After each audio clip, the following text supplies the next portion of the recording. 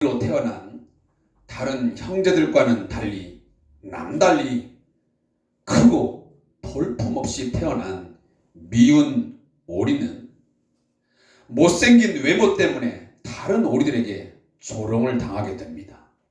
그리고 형제들에게도 따돌림을 당하게 되게 됩니다. 심지어 엄마에게도 외면을 당합니다. 결국에는 이 미운 오리는 집을 떠났고 계속 하다가 한 집을 발견하게 됩니다. 거기엔 마음 착한 할머니가 고양이와 닭을 키우고 있었습니다. 할머니는 미운 오리가 불쌍해서 키우게 되었고, 미운 오리는 어느덧 할머니의 사랑을 독차지하게 되었습니다. 이에 세민한 고양이와 닭은 할머니가 집을 비우는 틈을 타서 미운 오리를 괴롭게 합니다. 결국 미운 오리는 할머니 몰래 집을 나오게 됩니다. 가출을 하게 된 것입니다. 미운 오리가 할머니 집을 나온 지 며칠이 지나고 미운 오리는 큰 호숫가에 도착하게 됩니다. 미운 오리는 강가에 있는 아름다운 백조를 보면서 자기도 백조였으면 얼마나 좋을까 라고 생각을 하게 됩니다. 그때 하늘에서 비가 내리고 눈이 내리고 미운 오리는 추위에 떨며 쓰러집니다. 이때 나무꾼이 미운 오리를 발견하고서 자신의 집으로 데려갑니다. 나무꾼 가족들은 이 미운 오리를 정성스럽게 간호를 하게 되었고, 미운 오리는 비로소 정신을 차리게 되었습니다. 그 이후 미운 오리는 나무꾼 집에서 살아가게 되는데, 그러던 어느 날 미운 오리가 집에 혼자 있을 때에 쥐가 나타나서 그 주인 집의 식탁에 있는 음식을 엉망으로 만들게 되었습니다. 이때 마침 나무꾼 가족이 집에 들어오게 되었고, 나무꾼 가족은 집이 엉망이자 미운 오리를 내쫓아 버리게 됩니다. 가출이 아닌 쫓겨남을 당해 집을 나오게 된 것입니다. 미운 오리가 얼마쯤 가자 큰 호수가 나타났습니다. 미운 오리는 호숫가 근처에 있는 바위 틈에서 살기로 하고, 낮에는 물고기나 조개를 먹고 밤에는 낙엽을 덮고서 잠을 청하게 됩니다.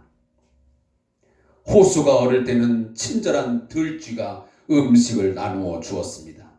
이렇게 하여 미운 오리는 추운 겨울을 보내게 되었고, 몇 달이 지나서 지금처럼 봄이 왔습니다. 미운 오리가 날개가 근질거리게 되었습니다. 그래서 그 근질거리는 것 같아서 날갯짓을 하는데, 그 순간 미운 오리가 날기를 시작했던 것입니다. 미운 오리는 자기의 모습을 보고 너무 기뻤습니다. 바로 자기가 백조였던 것이었습니다. 미운 오리 밑에는 큰 호수에 백조들이 놀고 있었습니다.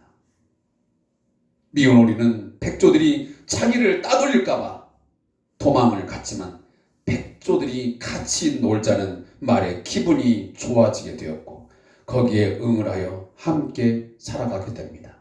그 이후 미운 오리는 다른 백조들과 함께 행복한 삶을 누리게 됩니다.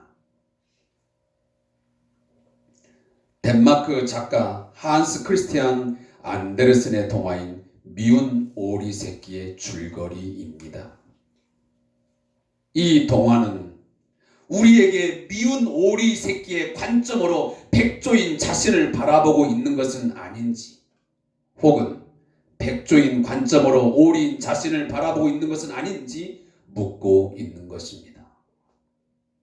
백조의 잠재력을 가진 사람이 자신이 오리라고 생각하고 자신을 타인의 기준에 맞춰 살아가고자 하거나, 자신을 현실적이지 않는 기준에 비추어 바라보며 계속해서 자신의 의욕을 차단하게 된다면 결국 무기력감과 우울감에 시달리게 될 것입니다.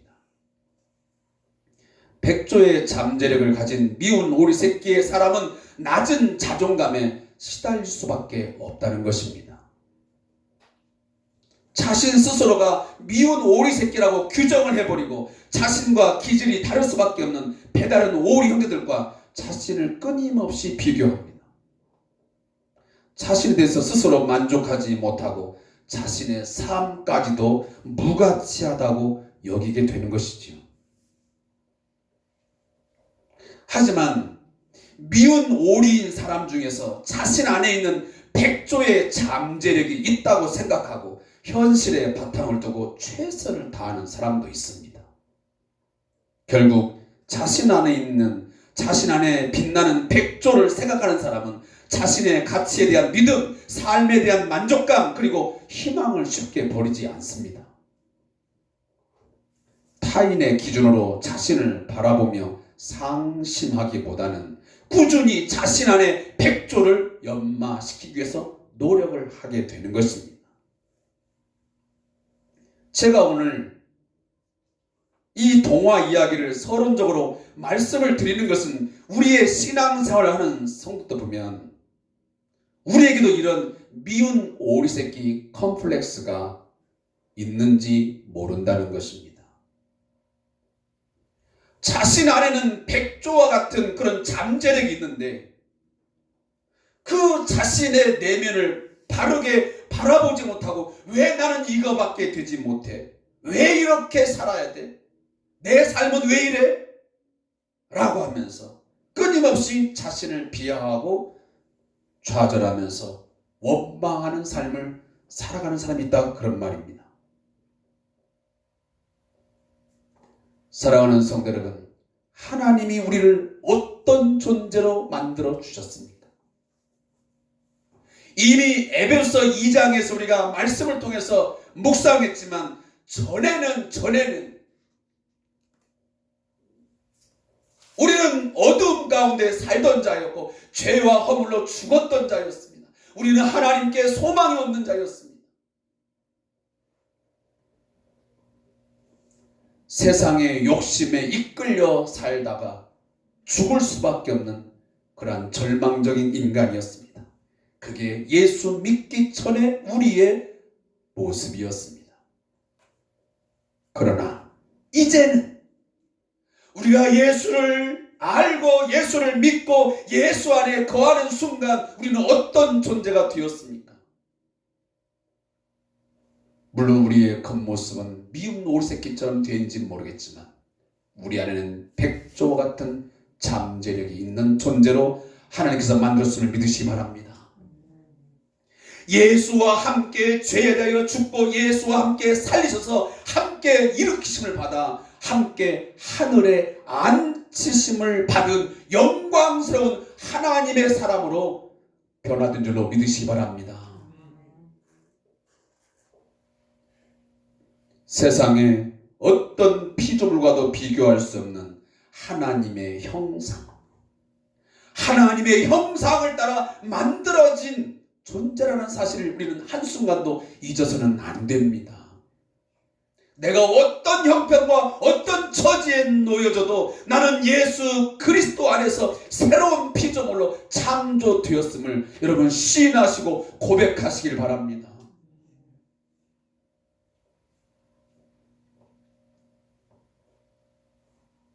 자존감이 떨어질 수밖에 없는 상황에 내몰리면 내몰릴수록 우리는 우리 스스로에게 그렇게 계속 주입을 해야 됩니다. 내 삶이 이렇다 할지라도, 내 삶의 모습이 이렇다 할지라도 나는 이미 예수 안에서 나는 새로운 피조물 된 자요, 나는 하나님의 자녀로 나는 거듭난 자이다. 나는 예수의 생명력이 있는 그 생명의 잠재력을 가진 나는 예수의 사람이다, 하나님의 사람이다 고백할 수 있길 바랍니다. 그 새로운 창조에는 하나님의 능력과 사랑이 담겨져 있습니다. 하나님의 능력으로 하나님의 그 큰 은혜와 사랑으로 우리를 새롭게 만들어 주신 것입니다. 그것뿐이겠습니까? 예수의 보배로운 피가 저와 여러분에게 묻어 있음을 믿으시 바랍니다. 예수의 피가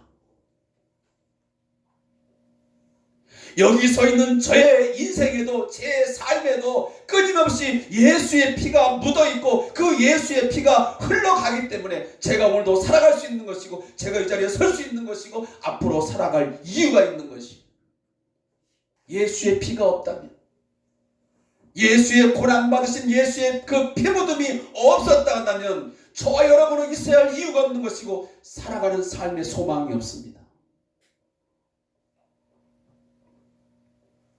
그 새롭게 만들어진 우리와 하나님께서 함께 하시겠다고 약속해 주셨습니다.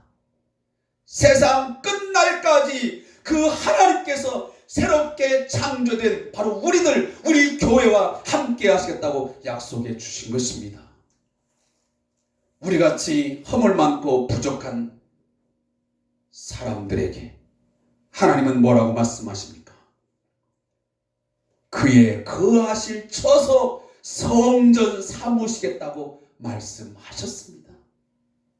내 인생 가운데, 우리의 삶 가운데, 우리 공동체 가운데 그 영광의 하나님께서 늘 임재해 계시는 성전 삼으시겠다고 말씀하시는 것입니다. 얼마나 영광스러운 이야기입니까? 말씀입니까? 이것이 바로 우리 자신이요 교회 공동체입니다. 이것이 은혜가 아니면 무엇입니까? 그러나 안타깝게도 우리는 여전히 미운 오리 새끼처럼 이 미운 오리 컴플렉스에 걸려가지고 조금만 어떤 상황에 내몰리면 내 인생은 왜 이래? 내 삶은 왜 이런 거야? 자신의 처지를 비관합니다. 그리고 절망의 늪에 빠져듭니다. 끊임없이 자신의 삶을 원망하고 하나님을 원망하기 시작합니다. 미운 오리 새끼가 오리를 보고 자기를 볼 때는 도대체 자기가 왜 이렇게 생겼는지를 몰랐지만, 왜 이렇게 살아야 하는지를 몰랐지만, 그것 때문에 우울했고 무가치한 존재라고 생각했지만, 백조를 보고 자기를 볼 때에 진정 자기가 누구인지를 알게 되었고 어떻게 살아야 하는지를 알게 되었습니다. 성도의 삶도 마찬가지입니다. 세상의 관점, 세상의 기준으로 우리 자신을 보면 회의감이 들고 절망스럽습니다. 산다는 것이 우울해지기 쉽습니다. 그러나 성도는 하나님의 말씀을 듣고 깊이 묵상하며 그의 음성을 들으면, 눈을 들어 하나님을 보게 되면 예수 안에서 자신의 존재를 바로 깨닫게 됩니다. 자신의 정체성을 알게 되는 것입니다. 내가 예수 믿음으로 어떤 존재가 되었는지, 내가 어떠한 삶을 살아야 마땅한지를 알게 되는 것입니다. 언제까지 미운 오리새끼 컴플렉스에 갇혀 살겠습니까? 자신이 누구인지 올바른 정체성을 갖기를 소원합니다. 영적인 자존감을 좀 높여가기를 바랍니다. 내가 그리스도인이 됐다는 것, 내가 성도가 되었다는 사실, 내가 하나님의 거룩한 백성이 되었다는 이 사실, 이 자존감을 좀 높여가면서 사시라, 그런 말입니다. 영적 자존감이 떨어지면 신앙생활에 대한 재미가 없습니다. 의욕도 없습니다. 사랑하는 우리 성대한교회 성도 여러분, 저는 여러분에게 한 가지를 부탁하고 싶습니다.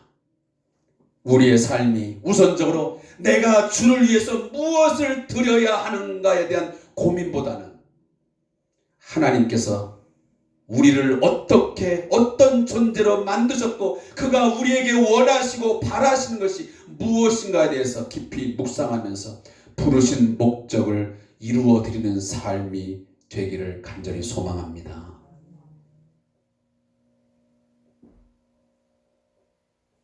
이것이 자신의 삶의 목적이 아닌 하나님의 주권을 인정하는 삶임을 깨닫기를 원합니다. 오늘 전해드리는 말씀을 통해서 하나님께서 우리를 예수 그리스도 안에서 부르신 목적이 무엇이며 지금 우리가 어떠한 삶을 살아야 할지를 깨닫고 결단하고 행동하는 삶이 되시기를 바랍니다. 이미 제가 에베소를 강의하면서 첫날 말씀을 드렸지만 에베소의 전체 구조는 1장부터 3장까지는 이론과 교리가 주로 기록되어 있습니다. 우리가 어떤 존재인지, 어떻게 성도가 되었는지, 교회라는 것이 무엇인지 이런 것에 대한 주로 이론적인 설명이 1장부터 3장까지 기록되어 있습니다. 우리의 믿음의 내용이라는 것이죠. 근데 왜 그것이 앞부분에 있냐면 이러한 이 믿음의 내용, 정확한 자신에 대한 올바른 이 이론적인 지식이 없게 되면 삶은 볼 것도 없는 거예요. 내용이 제대로 있어야만 삶이 만들어지는 거예요. 올바른 믿음이 있어야, 올바른 성경적인 믿음의 내용이 있어야 삶이 만들어지는 거예요. 목사님들도요, 바른 신학을 해야, 신학교에서 올바른 신학, 바른 신학을 정확하게 공부를 해야만 바른 목회를 해요. 신학적인 내용을 바탕을 제대로 해놓지 못하게 되면 그 목회가 열심히 하긴 하는데 그건 자기 목회지 주님이 원하는 목회가 될 수 없어요. 성경적인 목양이 될 수가 없는 거예요. 첫째는 신학을 제대로 못 세우면 이 성경 해석에 오류가 생기기 마련이거든요. 그래서 우리들이 성경 공부를 하는 이유가 거기 있는 거예요. 성도들도 그 믿음에 대해 내가 믿음이 나는 좋아져야 돼. 내가 믿음이 좋아져야지. 믿음이 있어야 돼. 말이 중요한 게 아니고요. 그 믿음이 어떤 믿음냐가 더 중요한 거예요. 내가 만든 믿음의 내용이 아니고요. 이 성경이 말하는 믿음의 내용을 가지고 확신을 해야만 내 삶을 만들어가지요. 그냥 무턱대고 막 믿음이 있으면 됩니까? 아무런 믿음이나. 그게 바로 맹신이에요. 맹목적 신앙이고. 그러면서 이제 4장부터 6장까지는 주로 이제 이 바로 삶의 부분들이에요. 삶의 부분들. 실제적인 삶의 부분이죠. 하나님의 부르심을 받아 교회의 구성원이 된 성도가 어떻게 구원에 합당한 걸맞는 어울리는 삶을 살아갈 수 있게 되는가 하는 것을 4장부터 6장에서 말씀을 하고 있는 것입니다.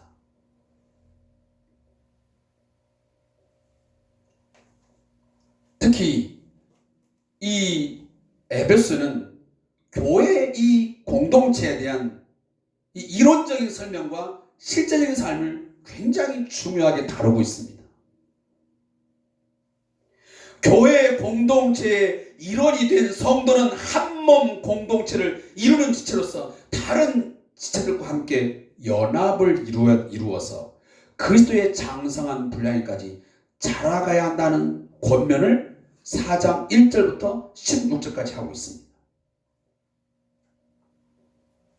더욱이 이미 우리가 말씀을 통해서 배웠던 바지만 우리 교회 공동체는 단지 연합하는 데 그치지 않고 성도들 모두가 하나님의 아들을 믿는 것과 아는 일에 하나가 되어서 온전한 사람이 되어 그리스도의 장성한 분량이 충만한 데까지 자라가야 한다라고 이미 말씀을 드렸습니다.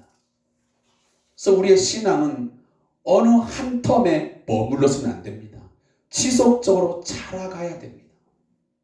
근데 그 자라감은 이러한 이 공동 예배와 또 자신의 삶의 예배와 끊임없는 말씀과 기도의 삶이 매일매일 이루어져 갈 때에 자라가게 되는 것입니다.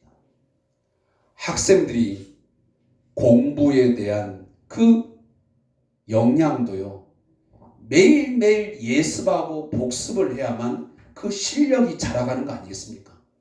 맞죠? 중학교 3학년 때 탑을 했다 해서 고등학교 1학년 과정 속에서 공부하지 않으면 꼴찌입니다.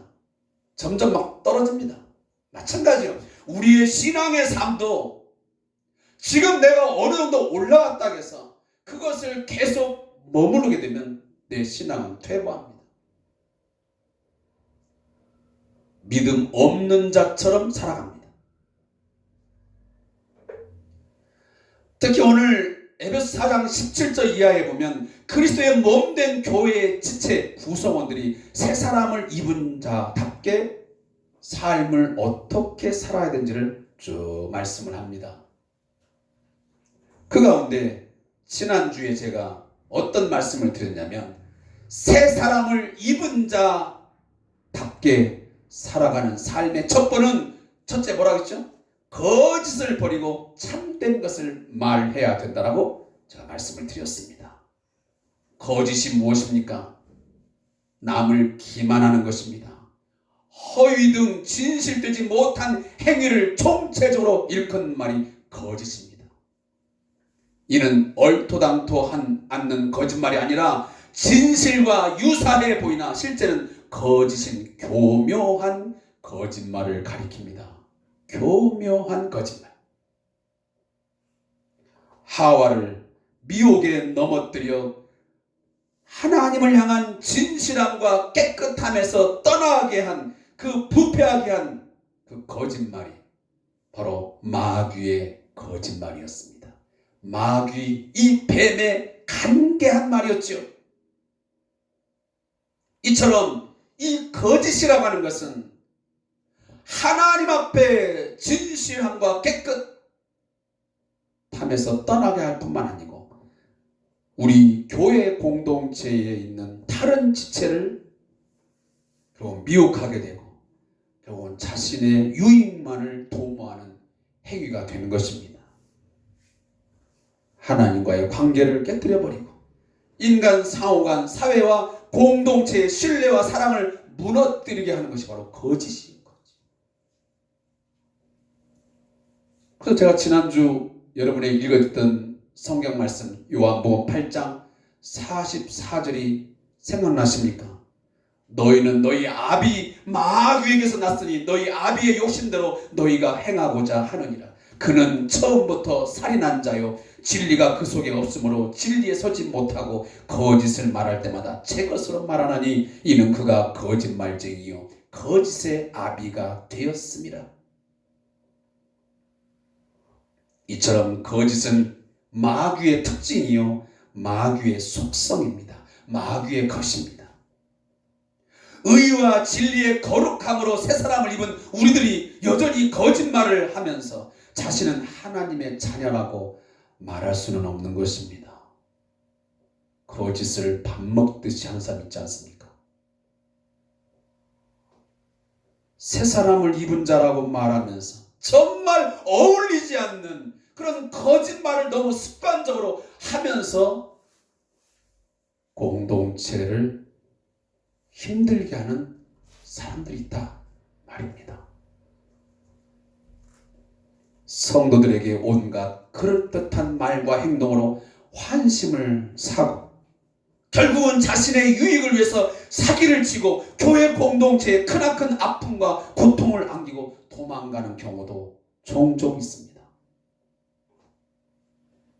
그래서 교회 안에 들어온 이유가 사업적 목적으로 들어오는 사람들, 특히 다단계 이런저런 것에 대해서 교회의 생활 목적이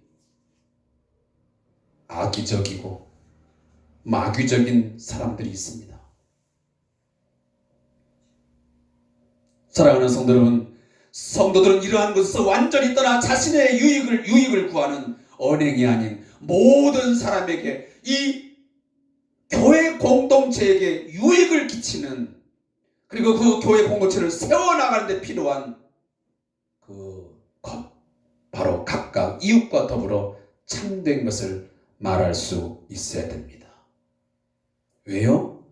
우리는 서로 한 몸의 지체이기 때문에 그렇습니다. 우리는 한 운명 공동체이기 때문입니다. 이미 3장 6절에서 말씀드린 것처럼 우리는 예수 그리스도 안에서 함께 상속자가 되었고 함께 한 몸의 지체가 되었고 함께 약속에 참여한 자입니다. 그러하기에 우리 한 사람의 언행은 또 다른 많은 지체들에게 영향을 미칠 수밖에 없습니다. 그것이 바로 공동체입니다. 바로 이 같은 사실을 인식하는 것이 공동체 의식입니다. 오늘날 이것이 너무나 약화되어 있습니다. 나 한 사람의 언행 심사가 얼마나 많은 영향을 미치는지를 모르고 자신 마음대로 생각하고 행동하는 사람들이 많다는 말이에요. 이게 바로 공동체 의식이 약화된 결과예요. 나는 나 한 사람이 아니고 나는 가족의 일원이요. 나는 나 한 사람이 아니고 교회 공동체의 한 일원이고 나는 나 한 사람을 붙이지 않고 나는 이 광명시의 아니면 서울 특별시의 한 사람이라는 그런 공동체 의식. 나는 나 한 사람이 끝나는 게 아니고 나는 대한민국이라고 하는 이 한 나라의 한 사람이라는 것을 우리는 잊어서는 안 되는 거예요.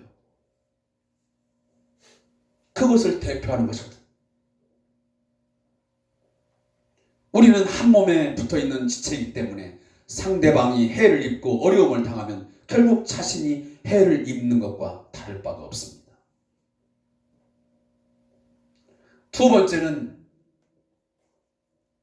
새사랑을 입은 자는 반드시 분을 내지 않아야 합니다. 혹 분을 내어도 죄를 짓지 말아야 됩니다. 왜 그렇지요? 마귀에게 틈을 주지 않기 위해서 그렇습니다. 우리가 분을 내게 되면 결국은 많은 지체들에게 악영향을 주게 되고 교회 공동체를 힘들게 하고 결국은 마귀에게 틈을 주는 결과를 낳습니다. 여기서 분이라는 것이 뭐냐? 분은 영어 성에 보면 anger라고 하는데 anger. 이건 노여움이에요. 사람이 어떤 온당치 못한 일이나 사람에 대해서 갖게 되는 감정적 흥분을 말합니다. 위협을 당하거나 해를 입는 개인의 지각에 대한 반응으로 일어나는 일반적이고 정상적인 감정입니다. 여러분, 분이 없는 사람 있습니까? 분이 다 있습니다. 내가 뭔가 위협을 당하거나 해를 입는 어떤 상황이 되면 반드시 우리는 지각을 합니다. 뇌가 딱 지각을 해요. 알아요. 그러면 자동적으로 반응을 합니다. 이것이 감정이라는 거예요. 상대방이 온당치 못한 일을 하면 분이 나는 것을 모든 사람이 다 경험합니다. 사람이면 모두 다 가질 수 있는 감정이라는 것이지. 운전을 하다 보면 그런 상황들을 참 많이 겪습니다. 나는 내 나름대로 교통법규를 준수하면서 가는데 상대방이 교통법규를 어김으로써 내게 위협을 가하게 되면, 내가 그 위협감을 느끼게 되면 우리는 상대방에 대해서 분을 내게 됩니다. 그런 상황들은 저에게만 있는 게 아니거든. 운전하는 사람은 모두가 다 상당히 많이 겪는 일상적인 삶이, 어떤 사람에게 분을 품게 되면 때로는 같이 있는, 또 같이 앉아 있는 것조차 싫습니다. 심지어 쳐다만 봐도 싫어지기에 일부러 외면을 합니다. 어떤 때는 길을 가다가도 그 사람에 대한 분이 아직 풀리지 않으면 그냥 돌아가거나 피해버립니다.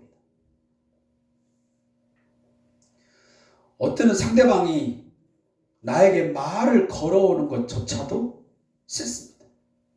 그냥 아무 말 안 하지 않고 지나가 버렸으면. 그럴 때가 있잖아요. 저만 그래요? 그러나 오늘 성경은 보니까 분을 내어도 라고 하는 거 보니까 아마 분을 내는 것은 어느 정도 여지를 남기는 것 같습니다. 근데 문제는 그 분을 낼 수는 있지만, 여지는 있지만, 그러나 죄를 짓거나 마귀에게 참소할 수 있는 기회, 그 자리를 주지 않아야 된다고 오늘 사도 바울은 에베소 교회에 편지를 하고 있는 것입니다. 여기 본문에 보면 이 틈이라는 말은 바로 foothold라고 하는 이 발판, 설당이라는 의미입니다. 상대방은 내가 분을 품고 있는지, 나의 마음이 상하고 있는지를 모르는 경우가 대부분입니다. 물론 얼굴에 너무 표가 잘나는 사람들은 표출되지만 대부분은 잘 표시가 안 납니다. 혼자서 흥분하여 분을 내고 있는 경우가 허다합니다. 이런 일로 인해서 나 혼자 죄를 짓게 되고 마귀에게 죄 지을 수 있는 기회와 발판을 내어주고 보이게 되어서는 안 된다는 말씀입니다.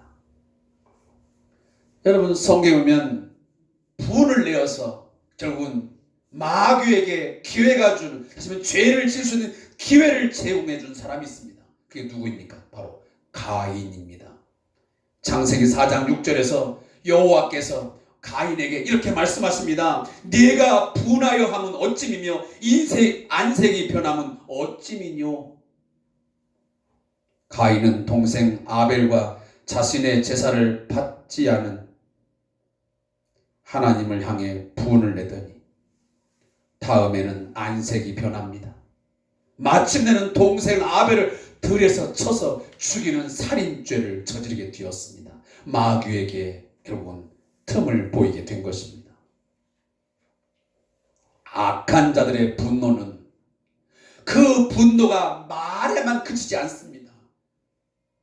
거의 보면 분노를 담은 행동으로까지 이어지게 됩니다. 그게 큰 문제예요.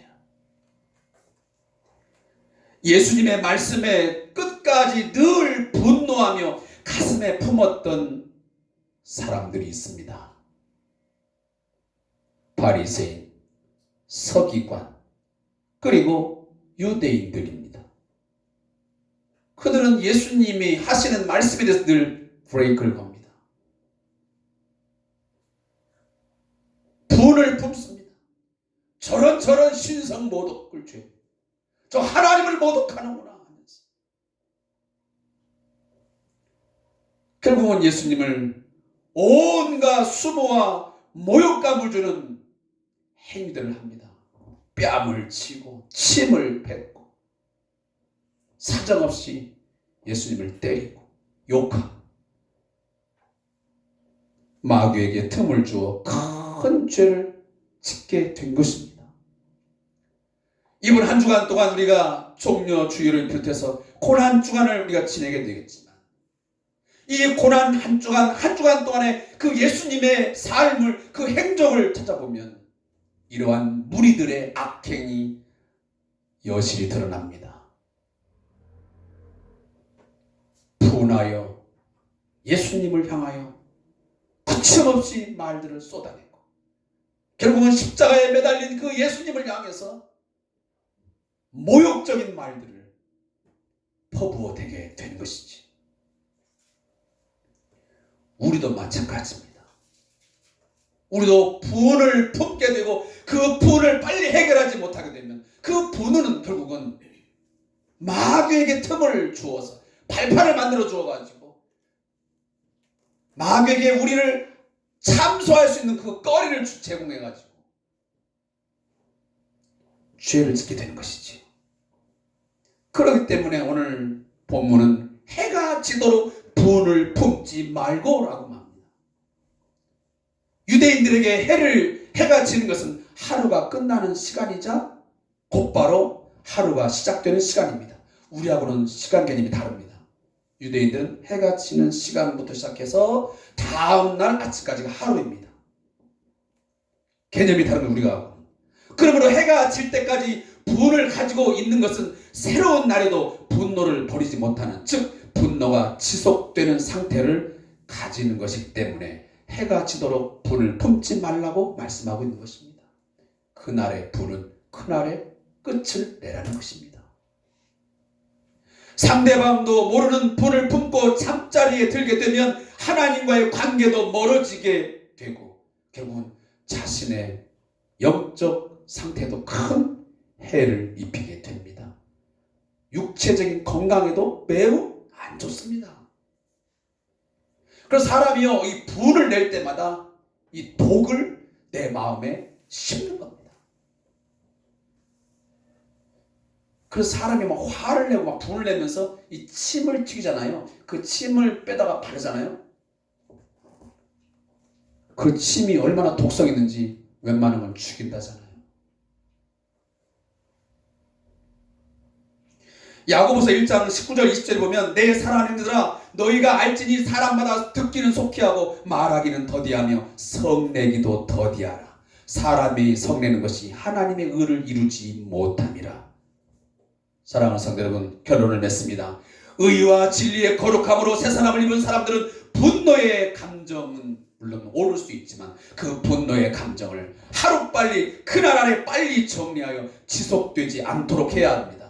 그렇게 하자면 마귀로 틈을 타게 만들고 결국은 그것은 교회 공동체를, 바로 이 사회 공동체를 무너뜨리게 되는 것입니다. 추후에 또한 말씀드리겠지만 그것은 내 마음대로 안 됩니다. 내 스스로의 감정 조절 능력으로 안 됩니다. 그것은 하나님이 우리를 용서하신 그 용서의 깊이와 그 사랑의 넓이를 깨닫게 될 때만이 가능하게 됩니다. 그것은 예수님의 십자가 위에서의 우편 강도를 향한 행위였습니다. 네가 낙원에 함께 있으리라.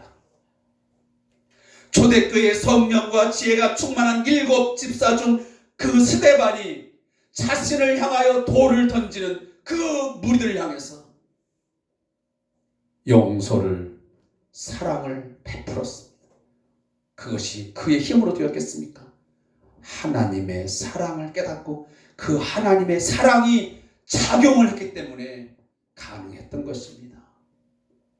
가깝게는 사랑의 원자탄이라는 별칭을 가지신 고 손양원 목사님의 삶이었습니다. 그 안에 하나님의 용서와 하나님의 사랑이 있었기에 가능했다는 말씀입니다. 우리가 분하여 분노를 품고 있다면 그것을 속히 해결할 수 있는 능력도 하나님의 용서와 하나님의 사랑이 내 안에 충만히 거할 때만이 가능하게 될 줄로 믿습니다. 교회 공동체를 분열과 다툼을 통해서 무너뜨리는 이 악한 마귀에게 기회, 어떠한 발판과 여지를 주어서는 안 됩니다. 분을 내어도 빨리 하나님의 용서하신 것 같이 서로를 용서함으로 사랑의 마음으로 바꾸시기 바랍니다. 이것이 새 사람에게 어울리는 삶이요 마음입니다. 기도하겠습니다.